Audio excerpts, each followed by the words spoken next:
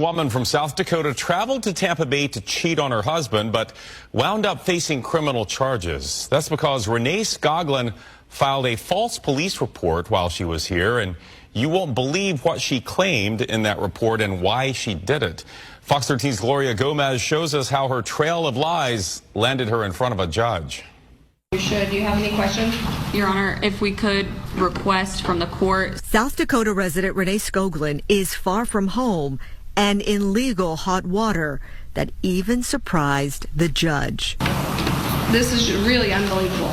Skoglund's trail of lies started on March 8th of 2023, where she decided to come to Tampa Bay and cheat on her husband.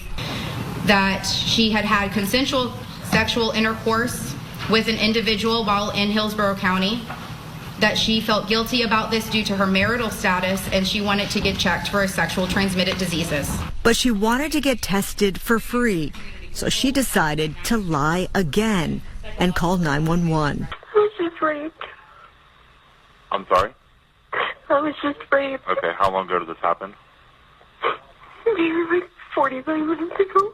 Skoglund made up a story about having car trouble on Interstate 75 and pulling over on the side of the road. An unknown male approached her, put a towel over her head, and forced her into the back seat of her car. He put rope on my hands and my feet. Because her face was covered, she couldn't describe her attacker, but her story started to unravel when police checked her cell phone and found this Walmart surveillance video of Skoglund buying the rope herself. She confessed to making the whole thing up. She was charged with making a false police report and decided to take a plea deal. Modern women cheat, play victim, and weaponize accusations the moment accountability shows up. She got what she deserved. Oh, but I was falsely accused and it ruined my life. Prove it. I need you to prove it to me with hardcore, undeniable evidence, because that is what you demand of sexual assault victims. You demand that they provide you physical proof that this happened to them, and you never take them at their word. So why should I take you at your word? How do I know that you're not just a sexual predator trying to convince me that you are a good person who... Also, why did you get with this woman if you knew she was crazy? Why did you open yourself up for that opportunity by staying with a crazy woman? Why did you not see the red flags and the signs? Why didn't you leave? What were you wearing? Were you in a suit? Why would you wear such a sexual piece of clothing around a woman who you know is able to make a false allegation against you? Why would you do that? It doesn't make a lot of sense, does it? I think that you're lying to me. I really think that you're lying to me because you have no proof. And also, why would you even allow yourself to be falsely accused? I just don't get it. And I honestly don't believe you. And I just think that I think that you're a bad person.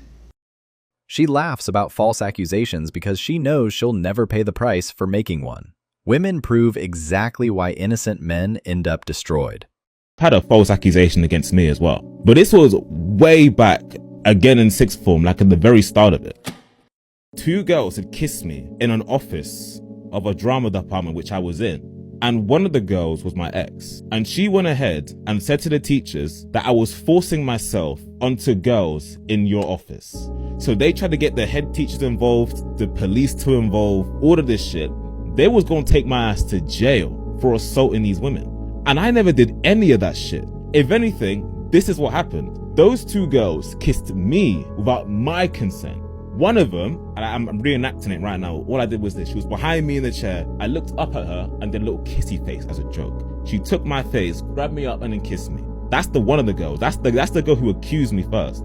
The second girl, it went like this. There was like two other women in that classroom, and then there was her. And then there was me behind the girl. The two girls at the front turned around and said to me, have I ever had my first kiss? And I was like, yeah, but never made that with a girl before. What indication in that sentence did I tell the other girl who's in front of me to turn around, say, fuck it, grab my face like this, and then kiss me straight on my lip?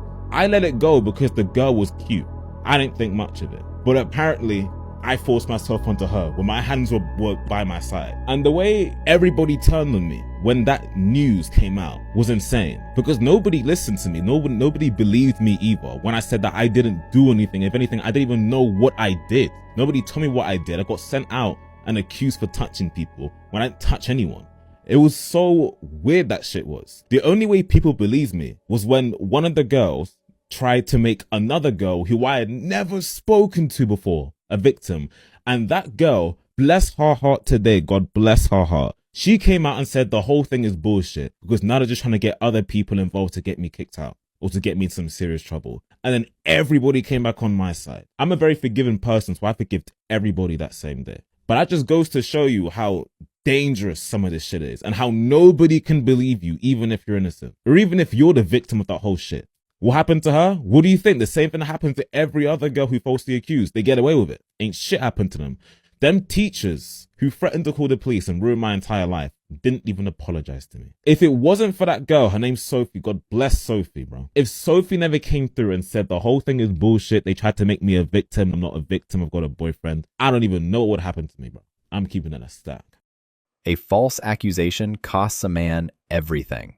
Men get handcuffed on a rumor. Women walk free after ruining them. That's why men stop trusting them. Listen up while I explain to you why females like me are so wary of men. This is what I wore to work today. Nice little 360 for you. Yeah, an old man told me that I looked delicious. He told me that I looked delicious. Mind you, I was also wearing a mask, so he couldn't even see my face. Oh, but that's not all. At another point today, while I was at work, a dude followed me around for 30 minutes. Not only was he following me, he was also on the phone with somebody and staring at me the entire time he followed me. So, moral of the story, I can be dressed like a potato sack. I can wear literally whatever, be working, be literally wherever, and still get harassed and made to feel uncomfortable by men. What does that tell you? She wants male attention until she actually gets it. Then suddenly it's creepy. Women created the double standard, and now they're shocked men don't want to play in it. Ladies, we have to start yelling at men in public. If a man does not stop staring at you, and he's walking with his kids, he's walking with his wife, he's sitting down with his friends, and he's staring at you and it's making you uncomfortable, you have to address it. If men think that they can just keep getting away with it and there's not going to be any repercussions and that we're just going to keep like taking it, we're just going to keep like staying quiet, like it will continue. You have to address it. They are not real human beings. It's not real. Like, you know what I'm saying? Like, you have to pull away from reality and realize that this man is creepy as fuck and he needs to be called out. I was at the mall one time, sitting by myself, waiting for my friend. She was in line getting food. This man and his friend were staring at me. I was by myself. I'm 5'2". Like, so it could have been bad. I looked at him and I said, "Stop staring at me. You're making me uncomfortable." Multiple people turned and looked at him. He put his head down. Do you think he looked at me for the rest of the fucking time? No, he didn't. And we need to keep doing this because men will never learn. They think it's okay and it's not okay. It makes us uncomfortable. You are creepy. You are gross. We don't want that. We don't want you. Go back to your wife. Like, you're fucking like 50 years old, dude. Like, get a life. We have to normalize this, ladies. We have to. Women call every man creepy, then cry that no one approaches them. You can't shame men for existing and still expect their attention. I can't relate to none of you bitches because I will cheat so fast. I'll cheat. I don't give a fuck. I will cheat. I will cheat. That nigga come back from Popeyes and he don't have all the motherfucking sauces that I asked for because I be asking for hella sauce. If I go to Popeyes, if I go to the Mexican spot, I need mad sauce, nigga. If you come back with only 3 sauce, I don't know. I have to cheat on you. Like, I'm not playing fair. I'm not playing fair. You know I don't like no dry ass food. Now I gotta cheat. She loves cheating because she's never been held accountable a day in her life. Women like her don't fear losing a man because they know will fool another one. Cheat on him.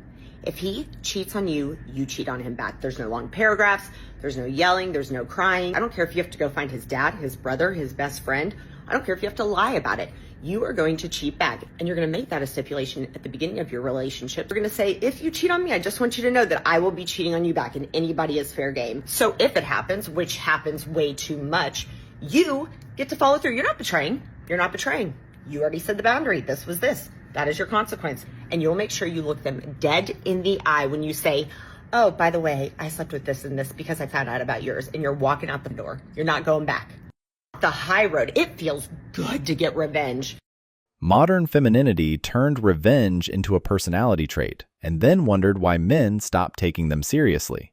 Kind of wild that so many common phrases used to shame women actually just indicate the failures of men. So if you think about it, daddy issues is made to feel like the girl can't even keep her father around when really it's that he abandoned her or mistreated her. A single mom, a man left his partner and all of the responsibilities of their child, but she stuck around, handles it all by herself, and yet is shamed for it. A psycho ex, a woman reacting to being mistreated, is made out to be irrational. A trophy wife, somebody who is objectified and only valued by her looks, when really it says more about the guy who chose her because of that. Or bad taste in men. A woman is criticized for choosing partners that harm or fail her when really the fault lies in the behavior of the person doing it.